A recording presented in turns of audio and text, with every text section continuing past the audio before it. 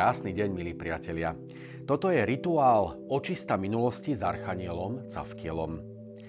Hovorí sa, že človek by nemal žiť v minulosti a zároveň ani v budúcnosti. Podstatné je, aby sme pozornosť orientovali do momentu tu a teraz.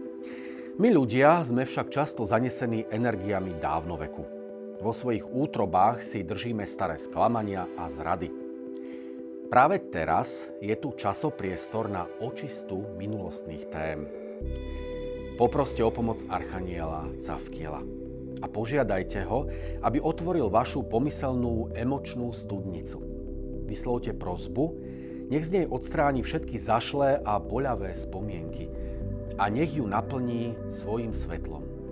Vibrácie Cavkiela pozitívne pôsobia na obličkový systém. Mimochodom, v aktuálnom týždni si pripomíname aj Svetový deň obličiek.